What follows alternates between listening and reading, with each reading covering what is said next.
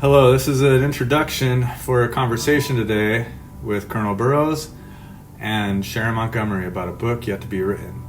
And these are topics that we can go over. Here's the introduction. When you join the military, there's a law, U.S. Code Title 10, 502, sign an oath of enlistment to defend the United States of America against enemies, foreign and domestic. Here's the Constitution, the preamble. The initial part of the Constitution, which is we the people. Talks about a perfect union, establishing justice, ensuring domestic tranquility, the common defense and general welfare, and securing blessings for everyone. The Constitution created three branches of government. The legislative, which creates the laws, which include U.S. Code Title 10, 502, the enlistment oath. Executive branch, which carries out the laws, and the judicial branch, which we're going to go over in the book more often. And here's the third branch of government, the judicial branch. You come to find out in the judicial branch, you can represent yourself.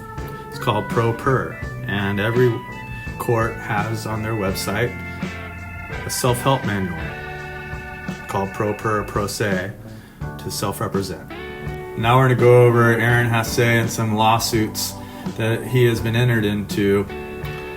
One is Monk versus Wilkie, which is Yale University's veteran law group brought into 2015 for Conley Monk, a Vietnam veteran, former Marine, filed a lawsuit in the U.S. Court of Appeals for Veteran Claims on behalf of himself and thousands of similarly situated veterans. Monk versus Wilkie became Monk versus Shulkin because Secretary of Veteran Affairs changed to Secretary of Veteran Affairs Shulkin, and the amicus proceeded.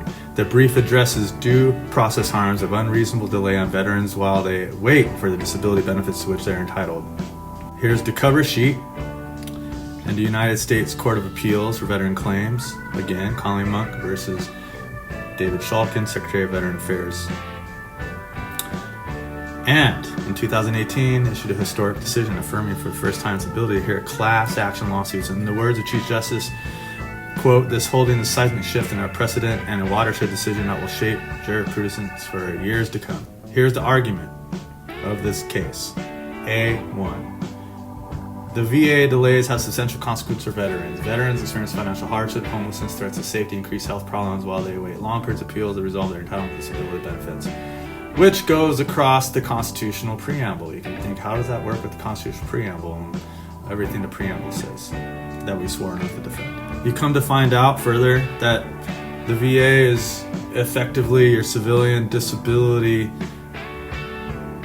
worker compensation. And it quotes another case. Disability benefits programs are designed to alleviate and mediate the often severe hardships as a result of wage earners' disability, workers' comp. They, in this lawsuit, asked me to take part as a party, as an example. And you see, they use my initials, hide my identity, AH, and they say the results were crushing for AH, Aaron Hasse, and unlawful.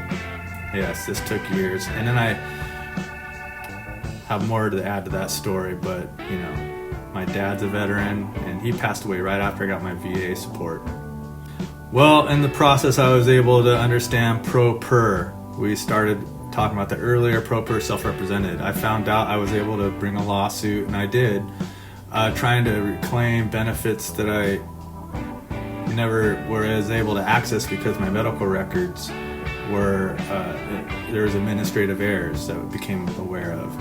So this is the case. Aaron Hasse versus Department of Army. Here's the proof. I was able to uncover Inspector General reports that confirmed there was administrative error in my Navy Army transfer in 1998. And as early as 1998, I should have been reviewed for medical disability processing out of the Navy, but it never was. So that is the whole case because of administrative error of medical records, which is confirmed somehow, some way with this Inspector General letters.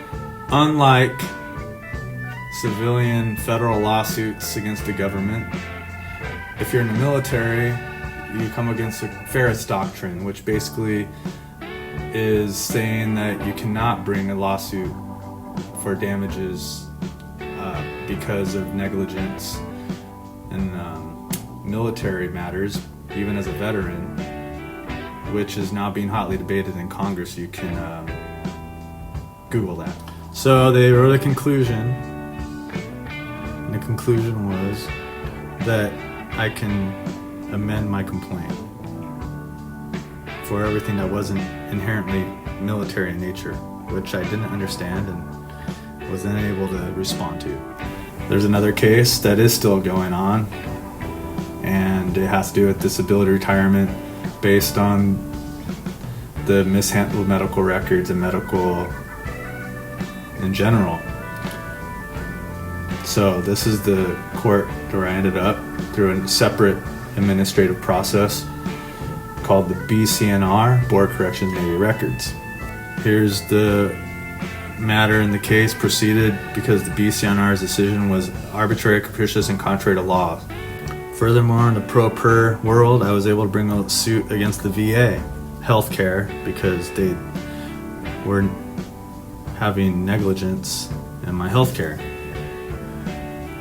At the same time that was happening, the Oakland, California office I was dealing with was being investigated by the VA for whistleblower testimony uncovering that there was 10,000 claims unprocessed, and that's just the tip of the iceberg.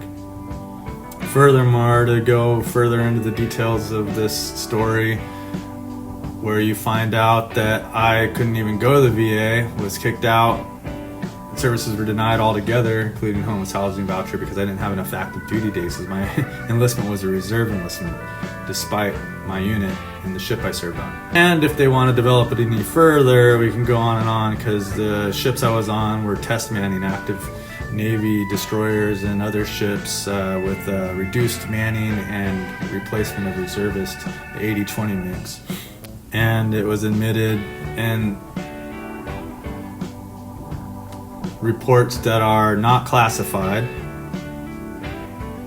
that there is admitted under strength active, admitted there are some potential problems involved in this 80-20. More reports, so you have to develop your evidence when you go to court. So, through these processes I was able to develop a lot of evidence. More evidence just to see that, when you do proceed, you need evidence.